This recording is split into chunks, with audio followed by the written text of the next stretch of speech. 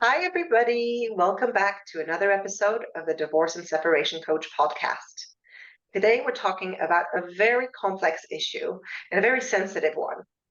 How do we take into account domestic abuse when making decisions about parental contact during a divorce? And this is a very difficult issue for the courts to deal with. There's been a lot of research that shows that children are very much impacted by domestic abuse, whether they are directly abused themselves or they're witnessing the abuse. The statistics show that 52% actually of children who are exposed in some form or other to domestic abuse experience behavioral problems. So it has a massive impact on their well-being. At the same time, it's also important for children to maintain relationships with both of their parents. And the court is trying to support that because they realize that it's important to children's self-identity and their development needs. So for the courts, in making that arbitration, trying to balance the two, they're constantly trying to figure out what's the best way to protect the child if there's a case of domestic abuse, but also how do you make sure that you maintain that parental contact. So to talk about this very difficult issue, but incredibly interesting conversation, I've invited Julia Osudina, and she is a family solicitor at Peacock Law in Epsom. Julia worked in several law firms in the city, and she's been dealing with a wide range of issues arising from relationship breakdowns, so including children disputes and cases involving allegations of domestic abuse. Thank you so much for joining me, Julia. Thank you very much for inviting me, Chloe. It's great to have you because this is definitely a thorny issue, and it's really interesting to understand how the law approaches it. I think from a moral point of view, everyone will have their own perspective, but how does the court and how does the law address that issue? I think that's really important for people to understand as well, especially if they're in this kind of situation, so they know how to prepare and what to expect. But maybe we can start with the basics. Legal abuse is, domestic abuse is a term that is used widely. It describes different kinds of abuse. What is the legal definition of domestic abuse? Yes, that is a very good way to start from the basics, so from the bottom up, as you say. And yes, certainly I can clarify that. So when we talk about domestic abuse, a lot of people are confused as to what exactly it means, whether it's physical, are there any other types? I think a lot of media now has picked up on psychological and emotional abuse, but just so that we are on the same page, domestic abuse for the purposes of children proceedings is any incident of one of the 5 categories, really, that is between persons aged 16 or over, who are personally connected. So just to unpick that a little bit, it's the 5 categories are physical or sexual abuse, violent or threatening behavior, and there is controlling or coercive behavior. And that really means it's an act or acts that are designed to make the victim feel subordinate or dependent on the perpetrator. So any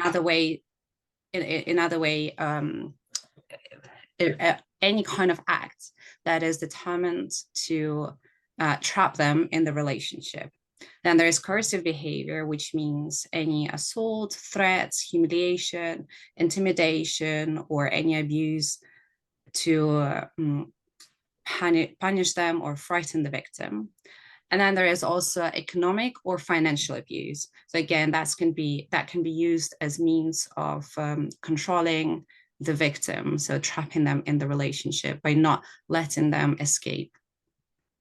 And then finally, so is that 1, 2, 3? Yes. So the 5th category is psychological, emotional, other abuse. And it's very important to also remember that there are other types of abuse. So specifically, this can be for religious reasons. So in some cultures, it's more common than others to, for example, leave a wife stranded in a different country without means to return back. So of course, this is a type of abuse, and it's very religion specific, very cultural, so to say. And there's also litigation abuse, when going back to court repeatedly is a way of threatening and humiliating potentially the victim and continuing that control, again, keeping them in fear. And now the second part of this definition, apologies, it's so lengthy, is personally connected. So it's important to remember that it's not a neighbor on the street. That will potentially be harassment, but depends on the Yeah. circumstances. But personally connected would mean, in this context, that people who have been married or are planning to get married, or were married at some stage but are no longer married, so have been in an intimate relationship, are parents to the same child, or are relatives. So essentially some sort of intimate relationship, or their relatives. Count if they are just in a relationship but not living together? Would that still be qualified as domestic abuse? Yes, potentially. And right now, a lot of cases have even questions where we have to agree what the family home is. The parties may be living across different countries. So now that certainly comes up in your cases. And they don't have to be in the same household. So it's to do with the threats, the control aspect of it. So actually listening to a podcast the other day, it's Resolution podcast, and there was a very, very interesting topic picked up. It's by Professor Jane, well, the name will come back to me, Professor actually, Jane Mockton Smith. There you go. And she emphasized, so she works specifically, her niche is homicide. And she specifically pointed out that there is no low level abuse. So if there is control and coercion, this is serious and there are potentially very significant consequences. So it's the control in these situations that matters the most. And this is also now the approach that the court tends to take. And that's been a recent evolution, right? For a long time, it was considered only physical violence. But yes, as time goes, all sorts of control, and some you mentioned, on psychological, financial, legal abuse, all of those elements have now been included in that definition because abuse goes way beyond just the physical aspects. Yeah. And there's another way to break this down is direct and indirect domestic abuse. So whether the child is directly suffering, so being the easiest example is punished by something at home, or whether they're witnessing this abuse, or whether the mother is suffering from, say, or was suffering from sexual abuse, and she is still so emotionally vulnerable that this is indirectly affecting the child. Yeah.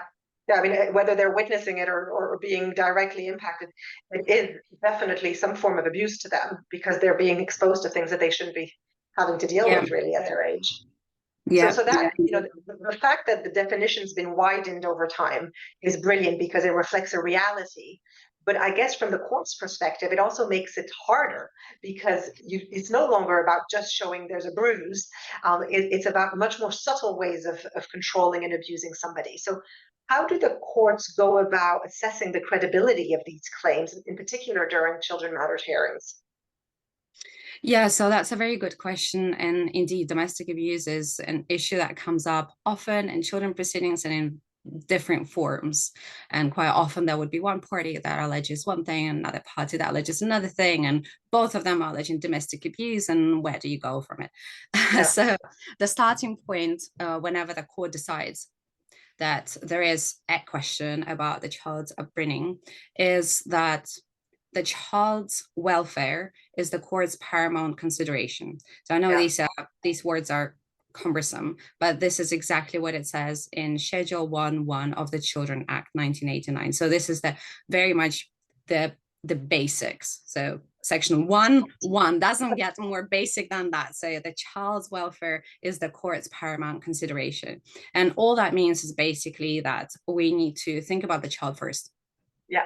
Right. So then the family court presumes that it's called a statutory presumption that the involvement of a parent in the child's life will improve the child's welfare.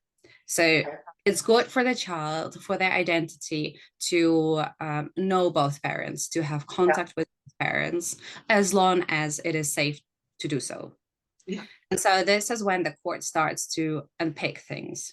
So when there is an alleged or admitted violence or abuse, or there is a reason to believe that there might be, then the court has to go through something that's called the Practice Direction 12J. which essentially sets out the steps that the court or court officers have to, the steps that they have to go through to determine whether there is any risk and how to deal with it. Yeah. So in summary, really briefly, again, five steps. So they identify the factual and welfare issues in the case. Usually this is done at the first hearing. That's called FAHEDRA, first dispute resolution hearing. Then there is a Kafka's officer that is involved. So this is often referred to as the court's advisor. So they normally prepare a safeguarding report and tell the judge what they think the issues are and how to go about them. And interviews with the children and the parents, right? I'm sorry? The Kafka's report is based on their investigations and their interviews with the children and with the parents. Yes. It can be at this stage or it can be later. They would also speak to the police. They would do preliminary checks. They would speak. Yes, they have a certain procedure that they follow. Yeah. Okay. Then after this, so at the first hearing, the court will establish whether the allegations that are raised, and this is a very important stage, especially since one case in 2021. So the court will determine whether these allegations are actually relevant to the directions and whether this will impact the potential orders that the court is likely to make about the child arrangements. So cases where it wouldn't. How I'm struggling to see when domestic abuse wouldn't have an impact in decisions around child care. So, for example, whether determining a particular issue that is really outdated. So sometimes there could be some control or like financial abuse that is alleged, and this is just a very basic example, but to outline the point. So if financial abuse is alleged or control and the parties are no longer together, and then the child is already, say, past teen years, so say 11, 12, and so this issue is unlikely to have any impact on the child because it's already self-contained, or it's in the past, or because the child is already having limited contact with the parent, or the contact is already supervised or in the community. So where it's not going to really determine how the child arrangements are going to be dealt with, then there is no point in wasting the court's time, but also wasting resources, the parties' resources, if it's not going to change anything. But if the court is not sure as to the factual issues in the case, then the court will potentially also order a fact-finding hearing. So this is where both parties or one party will set out the allegations.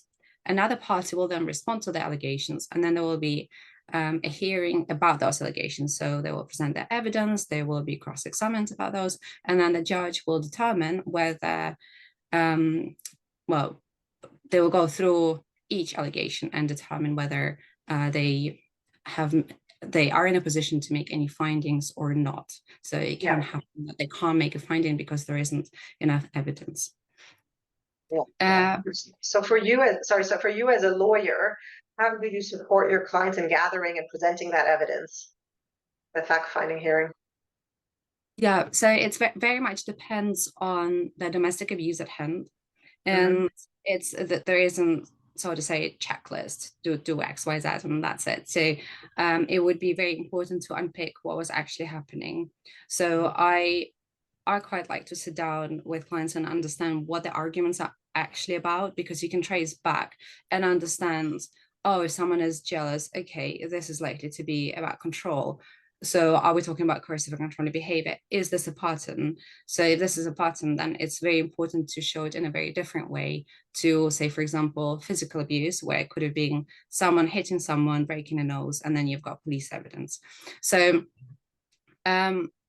largely, I always suggest that clients keep a diary. So whether that's digital or on a piece of paper always make sure that it's away. So best to keep it at their parents' house or some safe. There are lots of safes that can be just paid for monthly, but something that's definitely not going to be accessible by the other party, because sometimes it's important. It can really trigger things and escalate the situation quite quickly. So it's important to make sure that the environment is safe. So keeping a record diary is the first thing. I think that's very important. Also, I even suggest that in terms of child arrangements. So if there's a dispute about child arrangements as to what the issues are, the child that comes back not happy, says things, always your best port of call is to have a diary, a digital Great. one, in an iPhone, in notes, absolutely fine, as long as there's a password, of course, that's changed. Yeah, it has to be safe. Yeah. Mm. So evidence in writing certainly helps, because whilst it's not critical to have things in writing, I hate to say it, but it does help. And whenever it is someone's word against the other, and lots of people that change their account, it does help if things are in writing, even if it's WhatsApp messages or text messages or any other app. I'm not sure how parties communicate, but whichever way, the natural method, it doesn't need to be a very formal sort of dear X. So I know that you said the other day, but just a natural conversation, even if it's a screenshot, it's fine. That can help and can potentially tip things one way or another. So, and speaking to third parties, so speaking to doctors, your GP, the school, police, charities. There are lots of charities that can help, so helplines that can help and give advice, and they would normally keep a record of this. So if clients ever need to go back and present this evidence, it's there, it's recorded. So clearly you wouldn't call someone if there wasn't, say, for example, a sexual abuse, if there was some risk of something, the person actually reaches out. In some cultures, it's less common to reach out. So when I work with Eastern European clients, they often, although there is, I don't want to say that it's too late, but it's whenever it's unbearable, for example, already, whether it's physical violence or emotional, because they have been taught in their culture to keep it self-contained within the family. Don't show your tears to anyone. Be strong. You're a strong woman. You can deal with it. So quite often in Eastern European cultures, it's not common to call the police or call charities, call anyone, but I disagree with that firmly. So do reach out for help. And then also keep your own log of this. Yeah. Again, going back to diaries, because you're not going to remember what you did on the 5th of April. So that's why it's so important, because whenever, and sometimes it can take months, sometimes even years to get through these proceedings. And it's very important that it's a consistent structure. Yeah. Yeah. And speaking up, I think is, first of all, it's the only chance to get help, because if you don't say anything, people don't know. But also, as you say, it can have a very useful evidence element to it if it comes to hearings. If you have spoken to the police or if you have spoken to someone else, then it gives even more grounds to your claim. So there's two reasons to do it, even though it's for sure scary and very intimidating for people to go through that process. But it used to be that you had to have, or it was strongly encouraged to have some kind of police report at some point to kind of back up your claims. That's no longer the case, right? Well, it's still the case. I think Okay. it's still important to have police reports, especially if it's something significant, like not significant is the wrong word for this, but something that that can be secluded as an incident of its own. So if it's physical abuse, especially, it's very easy to pinpoint it to one specific incident. However, it's unlikely that the person would call the police and start to speak about coercive and controlling behavior that has been happening over the course of the past 10 years. I mean, the police is probably going to tell them to go and speak to a family lawyer to begin with. So it depends on the incident, but I do find that police officers are actually quite helpful. They don't dismiss the cause anymore, or this is at least what I'm hearing from clients or what I'm noticing in the media. So that's really, really positive. Great. So coming back to the visitations from a children's perspective and in children hearings, are there any legal provisions or guidelines that actually prioritize the safety of the children over maintaining parental contact? Yes. So it's true that historically the courts have been pro contact again, unless it is not safe for the children to have that contact. Yeah. And there was lots of research done on this, and a report was published on the 25th of June 2020, which identified the so to say barriers to the court's ability to respond to this. And they included the court's pro-contact culture and the adversarial system, sort of the one person that's put against the other, and the lack of coordination between the family courts. However, since then, things progressed. So this kind of shed the light on the issues. And then the following year, so in 2021, there was a case called REHN, and that's a very significant case in the context of domestic abuse in children proceedings. And in this case, the Court of Appeal emphasized that the incidence of abuse may be a part of a wider pattern of abuse or controlling coercive behavior, which is relevant to the risk of future harm. And that is, it is never in the past. So even though it happened in the past, of course, the question is, how relevant would it be now? But the point is that it's never really in the past if it's to do with coercive and controlling behavior. So how is this going to be relevant to the child who is going to be in contact with that parent? And then that a pattern of abusive behavior is something that can affect the child's identity, their development. And this is something that is very much the primary question in child contact cases these days. And then since then, things progressed further. And then there was another case called K&K in 2022.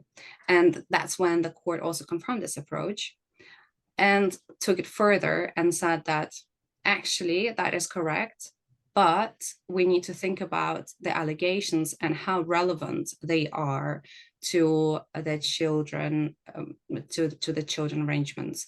So this is what I mentioned in the beginning. If something happens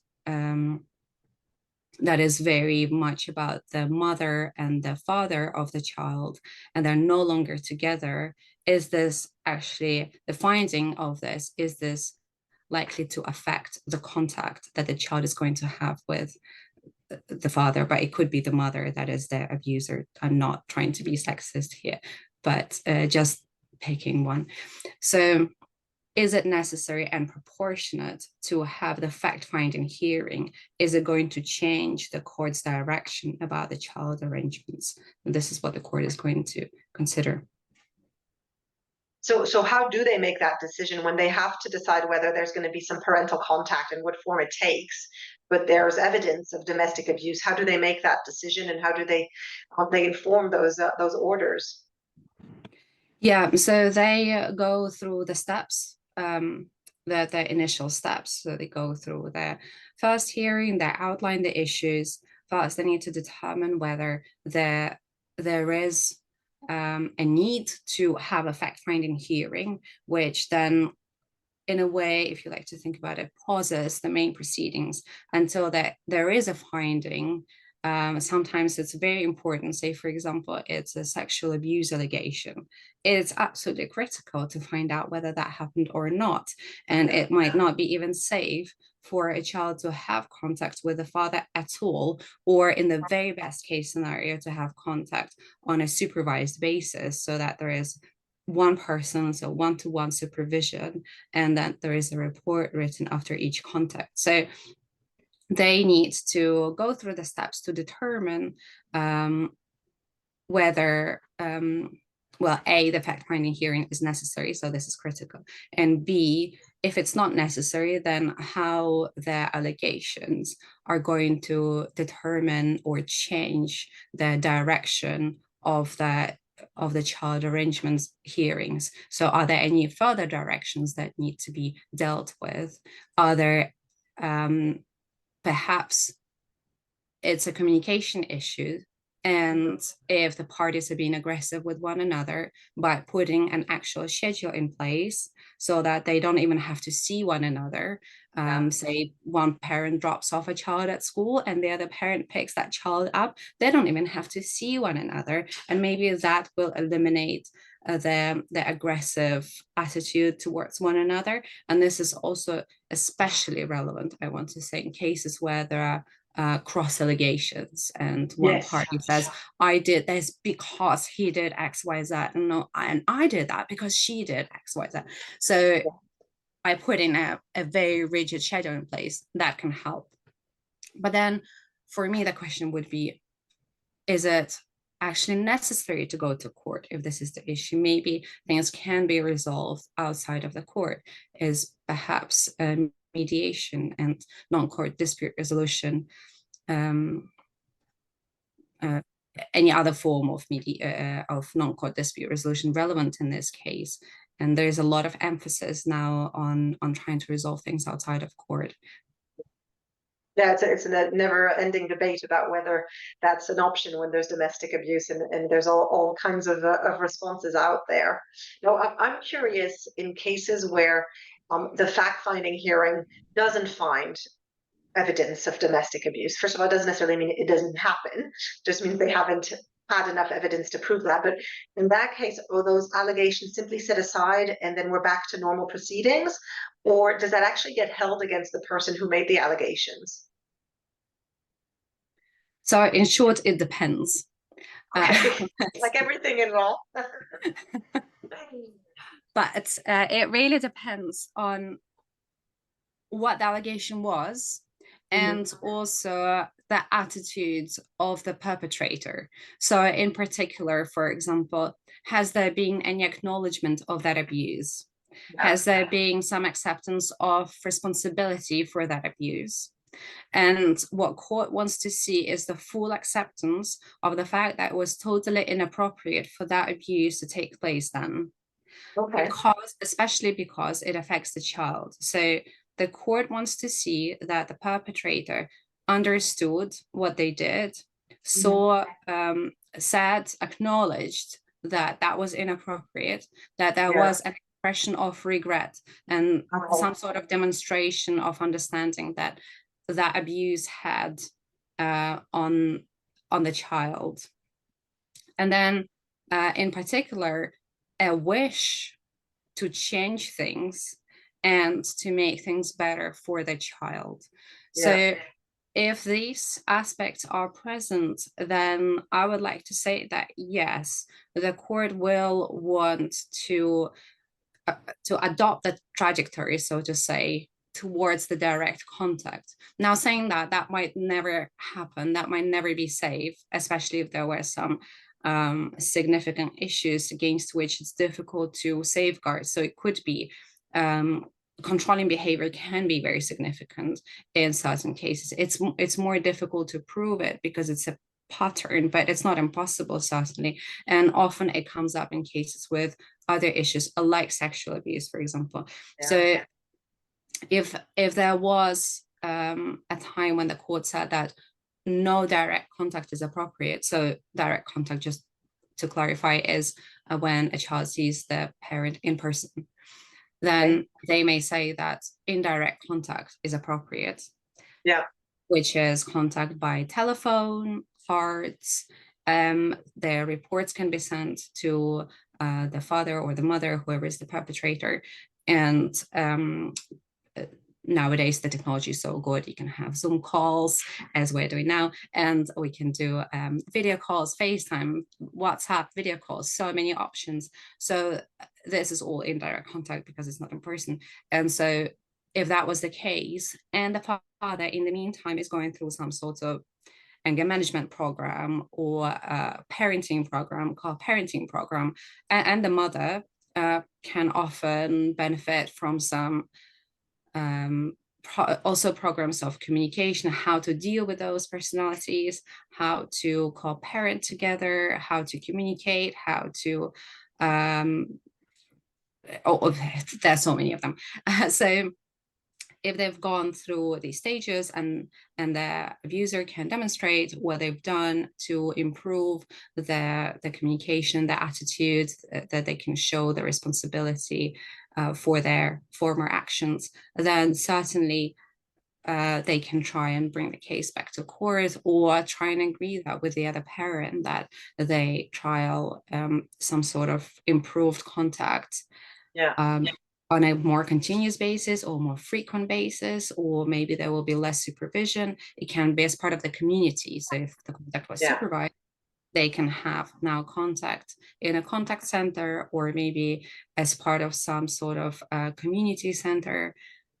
And yeah, I guess the age, or I was going to say that the age of the children, I'm sure, is also a factor. For example, you were saying Zoom contact. If we're talking about a very young child, that might be very difficult to put in place, and I guess you have to adapt as well to the age of the children, right? Yes, absolutely. So the age does matter. The children's wishes will also feature in this, in the allegations, depending on the age of the children.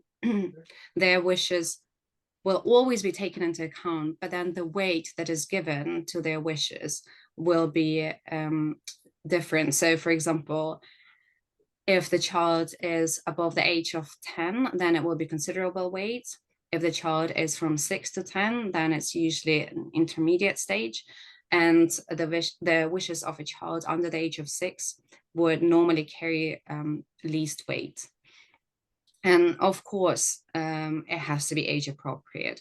So a 5-year-old is unlikely to stay on a Zoom call for more than 2 minutes, especially if they have some extra difficulties like ADHD. So, but then maybe scheduling some sort of indirect contact, if direct contact is not safe, perhaps supervised contact on with one-to-one supervision would be better, as long as it's safe. But if it's not safe, perhaps more frequent indirect contact. So two or three times per week for 5-10 minutes might be better for a child of that age.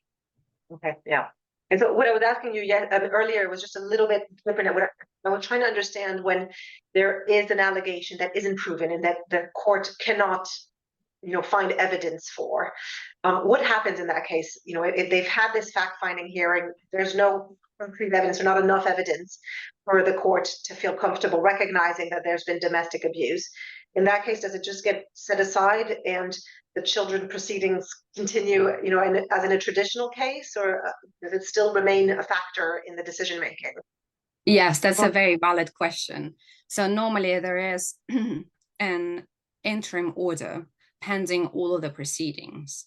And then there would still be a determination as to why they determined there wasn't enough evidence. So they will still, more often than not, the judge would get to the bottom of this. There are still witnesses. So by evidence, we don't mean some sort of paper evidence, as in letters necessarily, or messages, or some sort of written evidence. It can also be oral evidence. So what the mother said and what the father said, and separately what other witnesses said, and it can be grandparents, friends, school classmates, parents, and all sorts. So all of this, the oral evidence that's given as part of examination or cross-examination, is also evidence. So based on hearing a number of witnesses, also understanding mothers and fathers' witness statements, understanding the safeguarding reports or social services reports. So there will be a lot of documents in the case, and a lot of evidence that the judge will have to go through. So it's more often than not, they will lean one way or another, I have to say. But if it's not possible to determine this, then they will still make an order for contact. So because we're not in the criminal proceedings, we're in the family court, it's on the balance of probability. So their threshold is different. So it's more likely than not that something happened. It's not a criminal standard where the threshold is beyond reasonable doubt. You have to prove it. So here it's okay, on balance, I think this is what happened. So this is what the judge in the family court has to do. And then ultimately, it's for them to assess what is going to happen with this child. Is this on balance safe for the child to have contact? Yeah.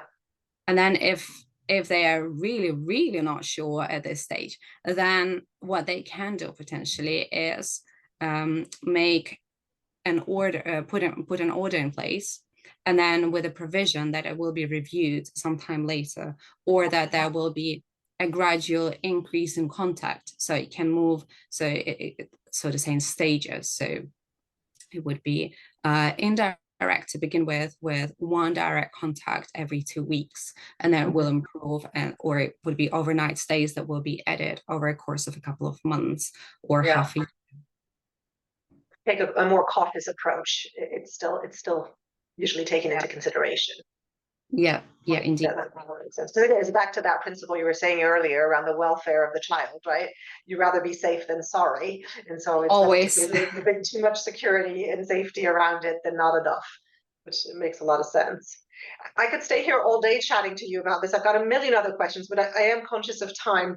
So we'll probably wrap it up. But thank you so much for all of your insights and for all of this really tangible and useful information. I will include in the podcast some names of charities that people can reach out to. So I'll put those up front and at the end of the podcast for those who think that they need that kind of support, so they know where to go. I think that was a really good point you made. But thank you so much for all your insights and for your time. It's been a pleasure. Thank you very much. It's been a pleasure talking to you, and I'm very happy to share this knowledge. And of course, anybody can reach out to you if they feel that they need support with these types of issues. Yes, of course. Well, thank you so much, Julia. Have a lovely day. We'll speak very soon. Thank you, Chloe. Bye. Bye.